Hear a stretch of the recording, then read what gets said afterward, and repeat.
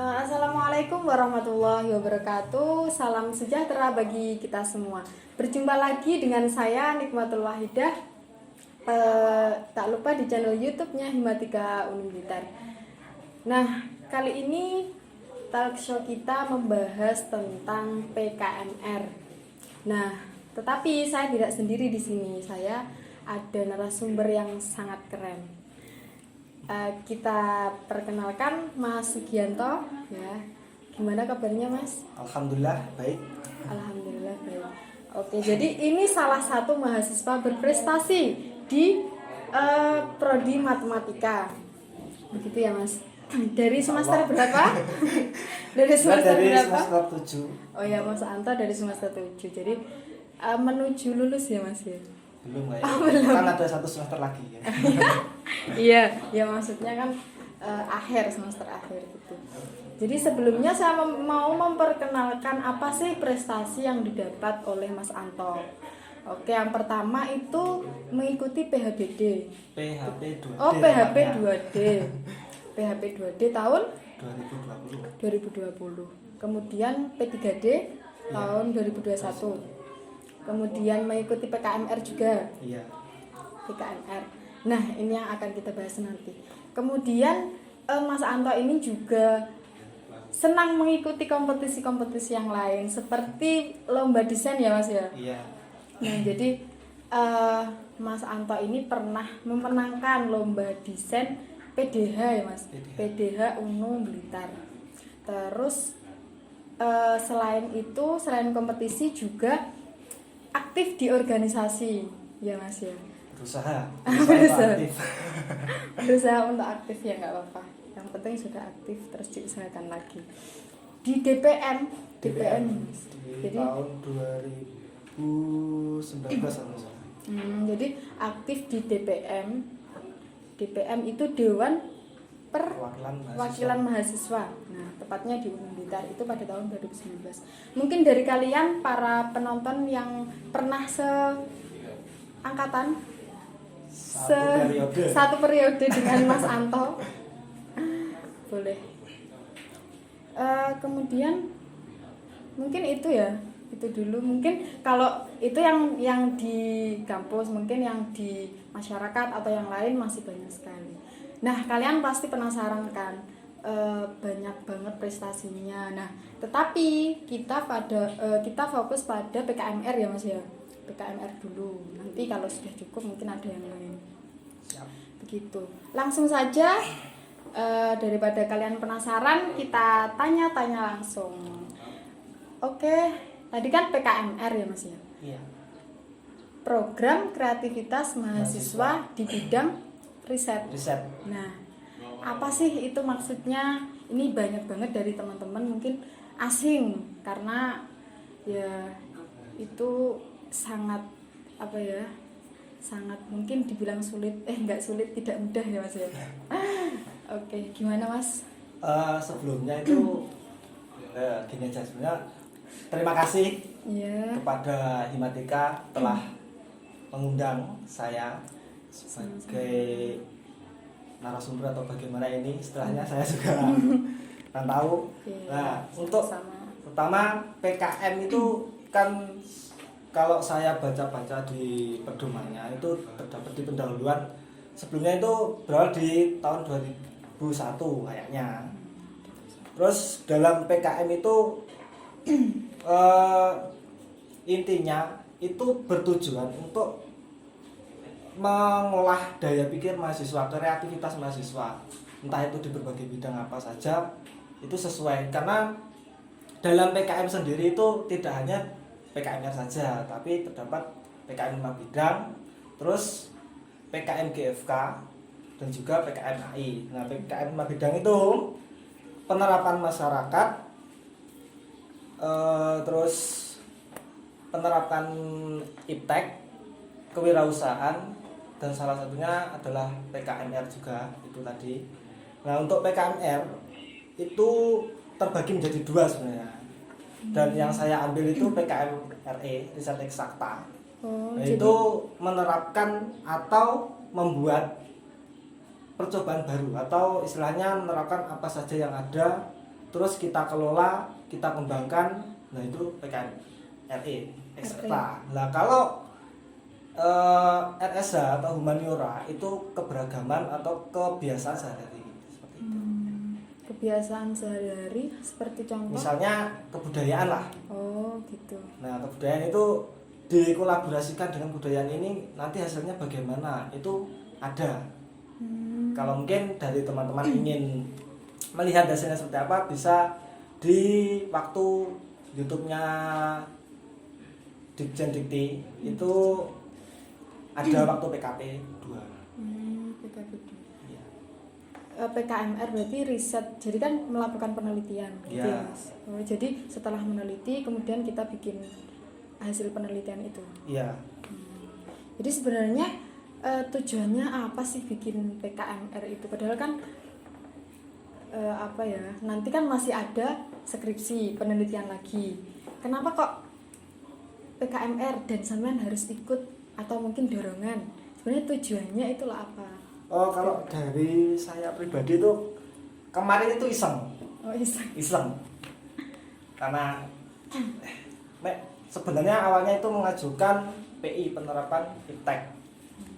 Terus sama Dosbin disuruh mengajukan lagi. Ya, PKMR. Yang enggak begitu rumit karena di situ hanya kita bermodalkan membaca saja. Mencari sumber dan menerapkannya dalam entah apa yang akan kita terapkan. Kalau di saya itu kan implementasi metode Rockset untuk peramalan komunitas padi di kampung kita. Nah itu jadi saya menggunakan metode matematika untuk memprediksi atau meramalkan hasil daerah mana yang berkomunitas untuk komunitas padi tersebut. Gitu. Jadi mungkin karena dorongan dosen, Ya. nah jadinya ya doa dari dosen itu sangat penting. Jadi kalau mungkin ada teman-teman yang dianjurkan sama dosennya, kamu ikut ini, coba. Nah jadi jangan ditolak, mungkin kalian bisa mencobanya gitu ya Mas. Karena mencoba itu juga bisa gagal, bisa berhasil. Lotre Yang gitu penting kan. yang penting kan mencoba dulu. Iya. Iya. Terus kan Saman sudah melakukan penelitian untuk PKMR tadi. Jadi manfaat apa yang Saman dapat dari penelitian itu? Yang pasti untuk manfaatnya bagi saya sendiri, pertama itu tentunya menambah pengetahuan saya.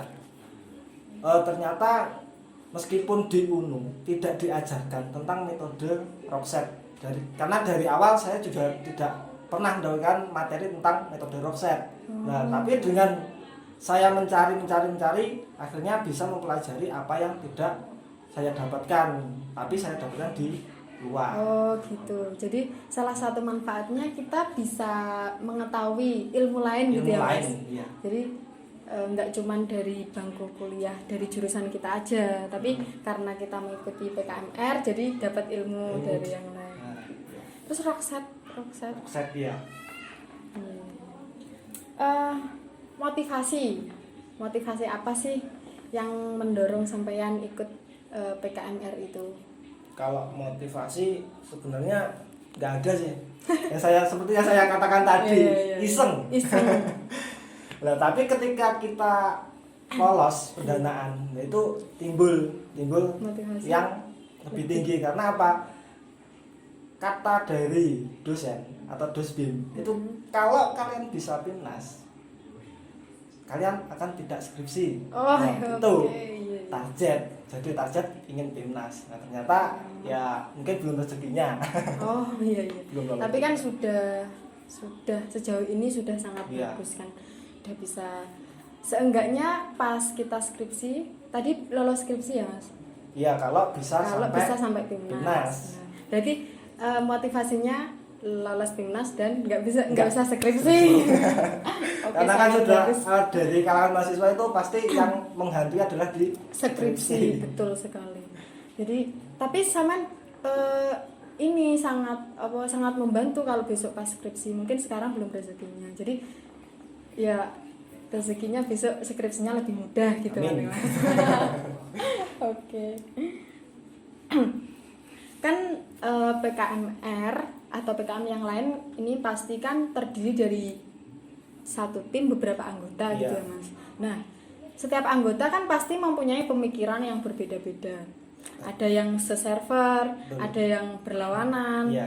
Nah, gimana sih cara mengolah beberapa ide dari anggota-anggota itu?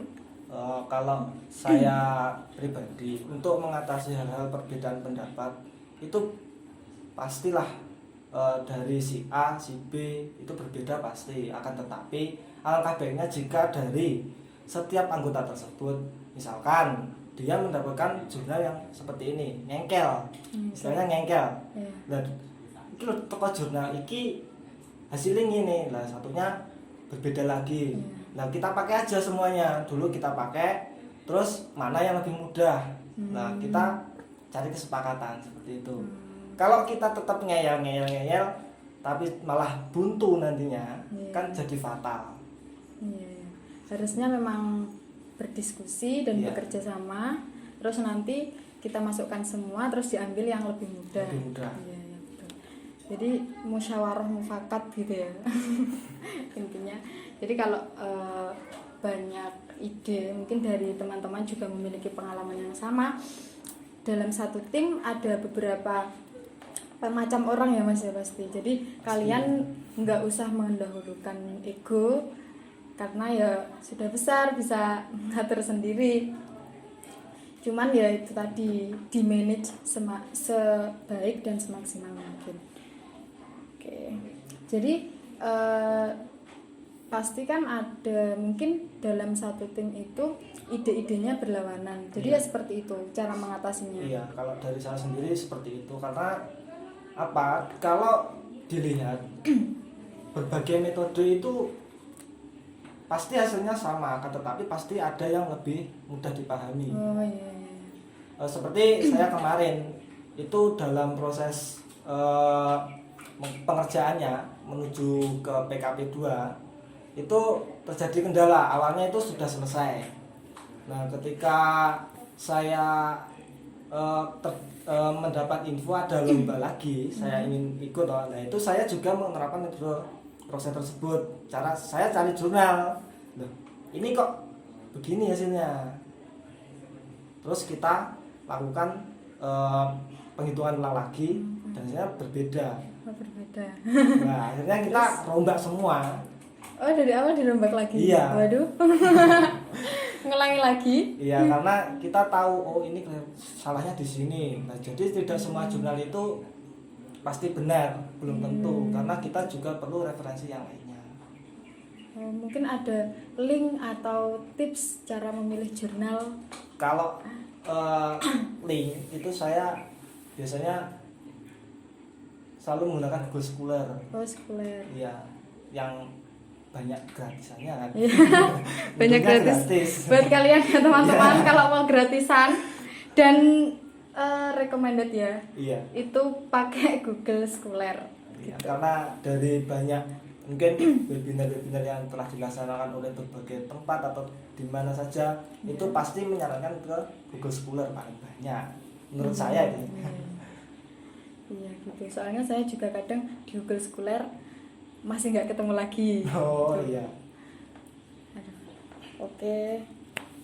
Terus judulnya PKMR ini keren sekali Mas. Implementasi metode Rockset pada peramalan wilayah potensial komoditas padi di Kabupaten Blitar. Nah, apa karena Masnya dari Blitar mungkin mengambil yang dekat atau yang gimana? Jadi yang melatar belakangi pengambilan judul itu, pembuatan judul itu apa sih? Oh iya, kalau melatar belakangi pembuatan judul itu kita awalnya menganggap saja bahwa di Blitar ini kan potensialnya sawah, wilayahnya banyak yang sawah, agraris. Iya, jadi kita ambil sajalah padi yang kayaknya lebih mudah lah. Kalau enggak gitu kita lihat dari kakak tingkat itu apa ya kemarin tuh PKL-nya, ujian PKL-nya tuh kok ada yang padi-padi. Nah, oh yaudah kita pakai padi aja. Gitu. Karena di sini Rockset sendiri kan kalau dari semester semester 5 mungkin itu sudah mengambil fazi. Nah itu hampir sama FASI. Oh. Itu justru masuk ke dalam FASI, mungkin metodenya saja yang berbeda. Oh gitu. Akhirnya kita mengambil, karena kita sudah pernah melakukan FASI, mungkin sedikit-sedikit pasti ada kaitannya kan dengan metode tersebut. Akhirnya kita mengambil itu. Dan untuk kenapa kok harus padi, kita melihat dari ujian PKL-nya kakak tingkat itu ada yang ke padi. Untuk wilayah ya memang karena kita dekat di Blitar, kita ambil wilayah kita. Jadi yang dekat aja bisa, kenapa yang jauh gitu ya? Selain itu kan kalau di Blitar kenapa nggak di kota? Nah, kalau di kabupaten jangkauannya lebih luas, jadi untuk variabel atau bagaimana itu lebih banyak. Gitu. Karena ya di kota kan mungkin persawahannya sedikit minim. Jadi ini juga buat kalian bisa kakak tingkat itu bisa dijadikan motivasi untuk membuat sebuah percobaan gitu. Jadi bisa mencoba atau menirukan gitu. Terus kalau di lingkungan kita ada yang bisa kita olah gitu ya Mas. Misalkan Kabupaten Blitar, di lingkungan kita ada sawah-sawah atau yang lain, bisa dijadikan project, kenapa tidak gitu. Jadi daripada yang jauh-jauh, mending yang dekat dulu gitu ya. Kalau nanti yang dekat udah, bisa yang jauh, bisa mencoba ke tempat yang lain. iya. Yang penting yang dekat dulu. Nah, jadi kan ini riset ya Mas, pasti isinya itu sangat rinci sekali. Nah, jadi apa aja sih isi dari PKMR yang sampean buat itu tadi? Kalau dikatakan rinci, ya gimana ya, rincinya sebuah metode di matematika itu mungkin dari teman-teman matematika sudah tahu, cuma hanya tahapan-tahapan saja, berbeda dengan riset yang dilakukan di proposal-proposal di lain tempat.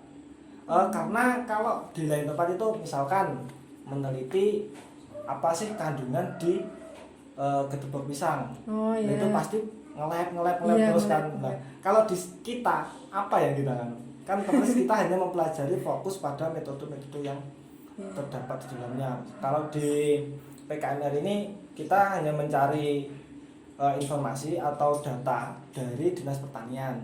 Nah, yang selanjutnya kita olah informasi tersebut yang awalnya berupa angka, itu kita ubah ke bentuk kata atau kriteria. Misalnya 100 kita anggap sedang atau sedikit, seperti itu.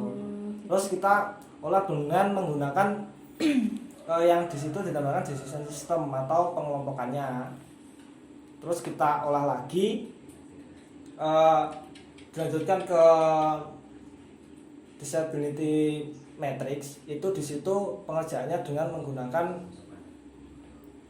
pengelompokan bahwa apabila dalam keputusan tersebut berbeda, itu kita hilangkan. Jadi kita lebih menyedikitkan atau istilahnya apa ya, meringkas dari misalkan kalau dari data saya itu kemarin 22, nah itu kita ringkas menjadi kalau nggak salah 15 data. Jadi 15 data, setelah itu kita redaction. Dengan redaction itu kita menggunakan metrik boolean, hukum boolean, klasifikasi. Nah itu kita hasilkan redak dan kita cross check dengan metode Rosetta, software Rosetta. Aduh, saya juga belum paham.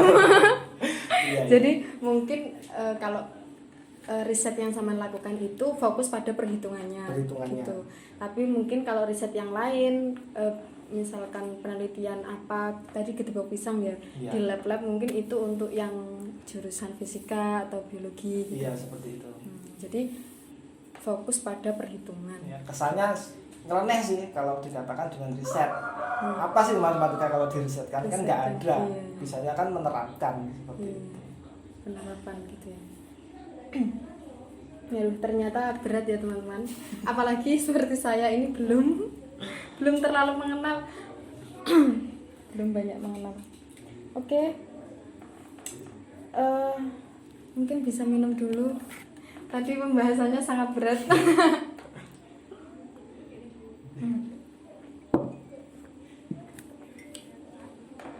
Bisa dilanjut ya Mas? pasti kita dalam menyusun suatu proyek, suatu penelitian itu pasti ada hambatan, baik itu dari dalam maupun dari luar gitu ya. Nah, jadi mungkin ada beberapa hambatan yang sampean sudah jalani, alami. Alhamdulillah ada, Pasti ada, pasti ada. tentunya kalau kita di masa pandemi seperti ini kan, kalau kita mau swab gimana mahal, nah, sedangkan pasti ada dana dari Kemendikbud. Iya. Ya, tapi kan diri kita belum tentu mau untuk di swab. Itu salah internal. satu. Iya. Kendala hambatan internal. Nah, terus kita lanjutkan untuk pencarian datanya. Kalau cuma di satu tempat saja kan kita mikirnya kurang. Iya. Kalau data cuma ngambil di satu tempat. Nah, itu kemarin itu kita ngambilnya di Dinas Pertanian dan Dinas Kependudukan dan Pencatatan Sipil di Spenduk. Nah, ketika kita mengirim surat yang di Spenduk itu tidak ada balasan, jadi nggak ada info lebih lanjut, dan terpaksa kita tetap menggunakan satu tempat untuk pengambilan data. Nah, setelah kita pengerjaan dari Dosbin mengarahkan ini nanti keakuratannya diambil dari mana? Kalau Karena cuma satu tempat, sumber, ya. satu tempat tadi. Akhirnya kalau mau ke BPS, nah kita searching ternyata datanya sama. Udah, kalau gitu kita buat validasi ke Dinas Pertanian seperti itu. Kalau halangannya cuma itu sih kalau dari kami, dan hambatannya tentu ketelitian yang pasti dalam matematika itu. Kalau salah dari beberapa metode itu di tengah satu aja kita harus Ngerubah lagi dari awal, karena untuk pengecekannya kita menggunakan software. Nah, kita kan Oh, tahu iya. bahwa software itu pasti biasanya benar-benar kan, Iya, errornya kan pasti. sedikit. Nah, itu kita cross check dengan software. Nah, ini berbeda, pasti ada yang salah, akhirnya kita ubah terus. Jadi terlalu banyaknya hambatan itu di waktu proses pengerjaannya dalam memperoleh rule, atau beberapa kemungkinan yang akan yang diperoleh dari percobaan atau penelitian menggunakan metode tersebut. Jadi sumbernya kurang gitu. Pengerjaannya Pengerjaannya. yang kurang teliti. Teliti. Iya. Jadi selain dari tadi nggak ada balasan ya dari Iya. satu lembaga, kemudian tetapi bisa dieksekusi lagi. Bisa.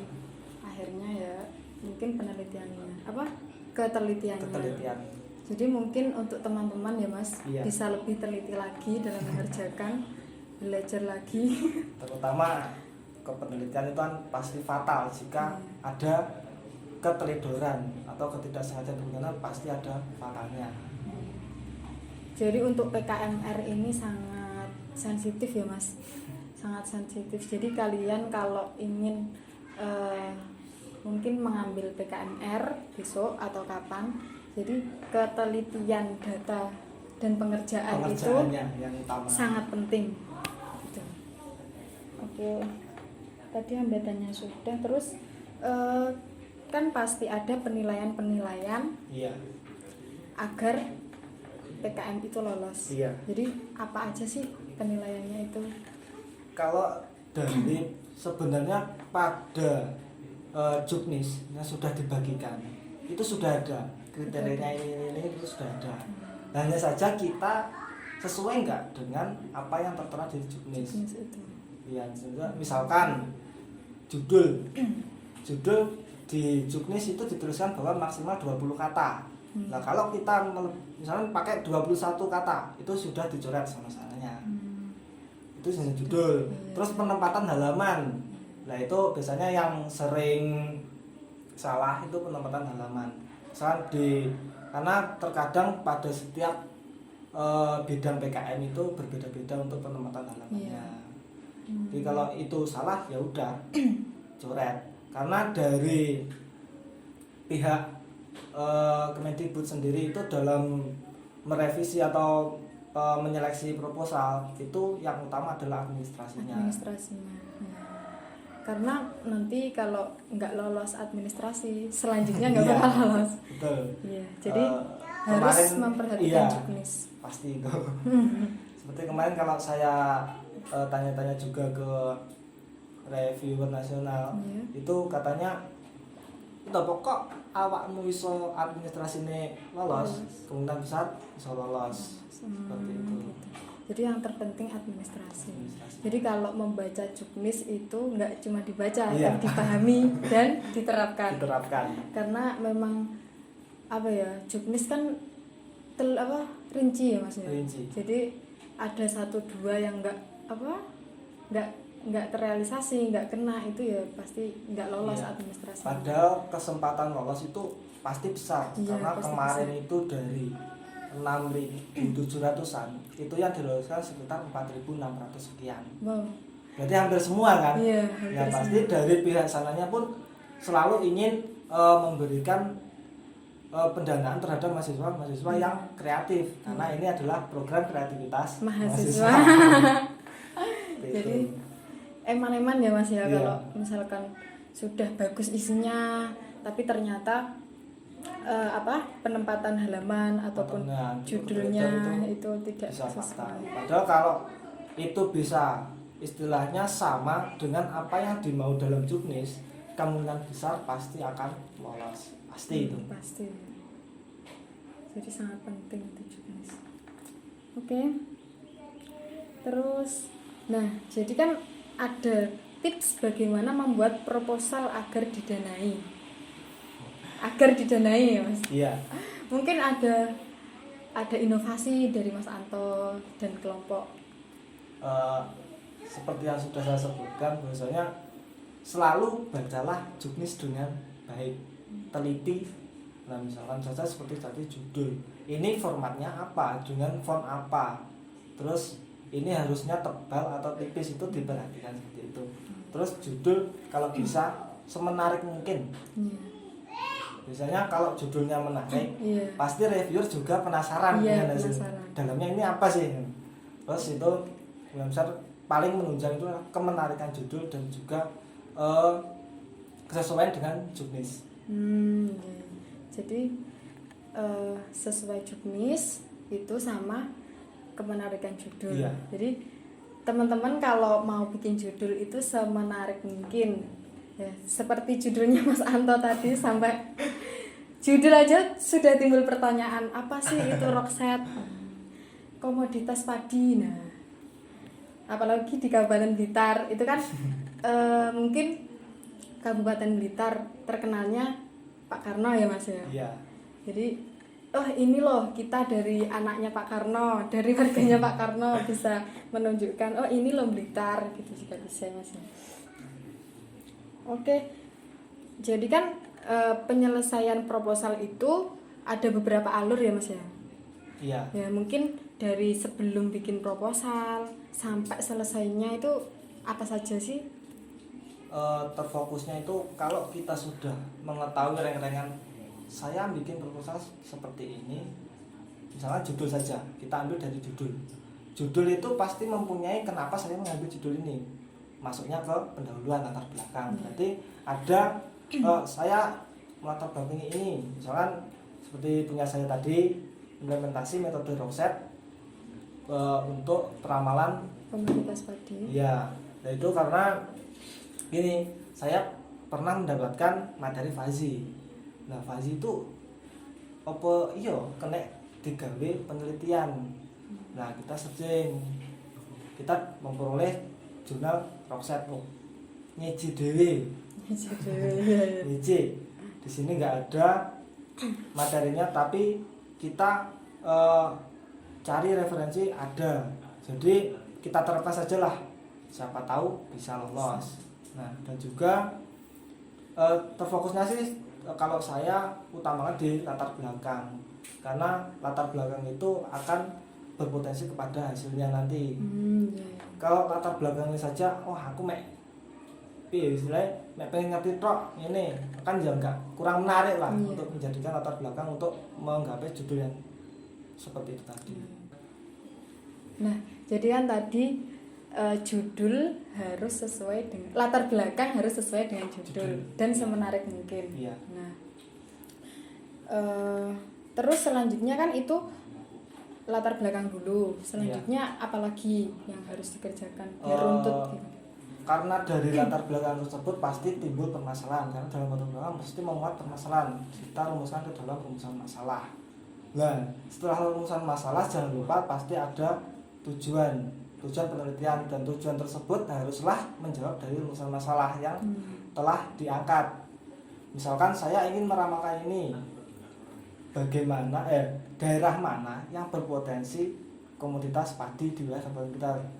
Nah, jadi tujuannya untuk mengetahui daerah komoditas padi di wilayah kabupaten kita, seperti itu. Terus itu isinya kemudian ya pokoknya sesuai yang ada di juknis ya. Untuk isi dari proposalnya kan itu penelitian. Jadi kita mengambil tadi data-data gitu ya Mas. Iya. Pokoknya sesuai dengan juknis. Iya, gitu. karena di juknis di setiap bab itu pasti ada keterangannya, ini harus memuat ini pasti ada. Jadi yang penting memperhatikan dan memahami juknis. Terus pasti ya ada rasa bangga atau senang banget. Kemarin kita coba-coba kok ternyata didanai. Nah gitu, apresiasi, seneng, gimana sih perasaannya? Kalau seneng sih gini, kalau dari saya pribadi ya, saya nggak bisa secara akademik. Misalkan gitu. seperti itu. Iya. Jadi saya harus mencari yang lain, tidak hanya di kampus saja. Carilah bidang yang lain, misalkan ya ini tadi sebagai sarana PKM. Saya tidak mempunyai nama dalam akademiknya, tapi saya harus mampu meraih yang di akademik atau di luar jangkauan kampus, seperti itu, di luar pembelajaran mata kuliah. Jadi itu suatu kebanggaan tersendiri ya Mas. Iya. Jadi meskipun kita enggak smart di akademik gitu ya, tapi kita ada usaha untuk memperbaiki yang non akademik, itu juga bagus sih. Iya. Boleh. Iya. Terus kalau anggota tim mungkin responnya sama seperti sampean atau gimana? Sama ya, bangganya itu karena kita mampu diapresiasi oleh nasional. Karena ini kelasnya nasional, cakupannya seluruh Indonesia, tidak hanya lingkup kampus saja. Tapi ini keren loh, perdana kan Mas ya? Iya. Pertama kali Himatika lolos PKMR, itu kelompoknya Mas Anto, siapa lagi? Mbak Susi, Mbak Wiwit sama Mbak Sulis. Oke, kita di sini juga ngasih apresiasi selamat kepada kelompok yang menang PKMR. Itu ya teman-teman. Mungkin kalian kalau ingin mengapresiasi lebih nggak cuma ucapan aja, boleh ya ke kelompoknya Mas Anto. Oke. Jadi kan saat bikin penelitian ini banyaklah pengalaman suka duka. Iya. Mungkin bisa diceritakan biar teman-teman itu terinspirasi gitu loh. Nggak cuman mungkin PKM udah pernah lolos PKM AI atau PKMP. Oh, Mas ini loh ceritanya bagus banget. Mungkin aku ingin nyoba. Ya berawal dari mencoba tadi. Kalau istilahnya pengalaman yang bagus itu bagaimana? Kita mencoba saja dengan iseng, kita mampu meraihnya. Apalagi kalau kita sungguh-sungguh. Gitu ya. Kalau misalkan dengan kesungguhan itu kita mampulah meraih apa yang mereka raih dengan ketidaksengajaan atau bagaimana kan nggak tahu. Karena reviewnya juga di nasional. Nah, di sisi lain setiap proses di situ kan pasti butuh ketelatenan, ketelitian dan juga kekompakan. Entah bagaimana kalau kita mengaturnya biar itu bisa kompak atau sama-sama jalannya. Mungkin dari kesibukan teman yang satu dengan yang lainnya berbeda, itu kita berusaha untuk saling mengerti, saling mengisi gitu ya. Ini tidak bisa di sini, kita lempar saja di bagian ini. Nah, seperti itu.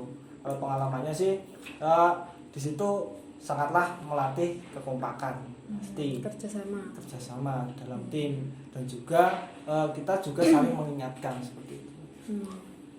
Jadi nggak sengaja aja bisa lolos, apalagi yang sungguh-sungguh. Boleh. Oke, sebelum diakhiri mungkin ada pesan-pesan untuk adik tingkat atau penonton setia YouTube Himatika. Dan siapapun yang meskipun nggak setia nonton juga, yang pernah nonton juga boleh. Tapi kalau dari saya sendiri, misalnya sih janganlah malu untuk mencoba. Karena saya sendiri itu pedomannya barang ketok loh, nyapa to ra iso. Iya, kelihatan pasti bisa. Selagi mampu ya dijalani, nek nggak mampu ya cari jalan lain ampreh agar bisa tetap mampu berjalan. Iya. Jadi barang ketok loh pasti bisa ditandangi gitu ya. Kalau nggak ada satu jalan, boleh ke jalan yang lain. Dan juga tadi kalau bisa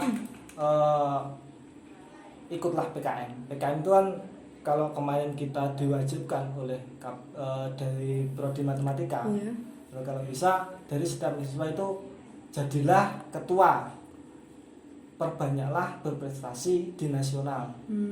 Karena tidak hanya sampean semuanya itu bisa dikenal di kampus saja. Mungkin kalau sampean semuanya bisa dimasuk PIMNAS atau bagaimana, itu sangatlah menunjang baik itu dari prodi, kampus ataupun wilayah sekitar. Karena kelasnya sudah nasional dan itu kalkulasinya dari proposal, semua proposal yang masuk ke PIMNAS itu diambil sekitar 1%. 1%? Iya, karena dari yang saya berjalan tadi dari 6.700 sekian proposal itu yang masuk ke PIMNAS itu sekitar 700-an. 700 sangat ketat ya Mas ya. Iya. Jadi buat teman-teman semua bersungguh-sungguhlah, dan pesan dari Mas Anto tadi, berprestasilah gitu ya. Jadi karena prestasi kalian bisa mengangkat nama prodi, nama fakultas, nama universitas gitu. Jadi sedikit prestasi juga membanggakan untuk yang lain gitu ya Mas ya. Oke, sebelum saya akhiri, jadi tadi teman-teman sudah menyimak penjelasan dan cerita dari Mas Anto. Jadi PKM itu program kreativitas mahasiswa. Jadi kreativitas apapun yang dimiliki oleh mahasiswa silahkan dikembangkan, dan boleh ini loh media kalian untuk berkreativitas gitu ya Mas ya. Tadi Mas Anto mengambil PKMR itu riset RE ya Mas. Riset eksakta. Nah, jadi untuk mengenai penyusunan proposal itu perhatikan juknis, pahami dan diterapkan gitu ya Mas ya. Terus mungkin kalau ada dorongan dari dosen itu dicoba aja. Siapa tahu bisa lolos gitu ya. Oke, terima kasih Mas Anto.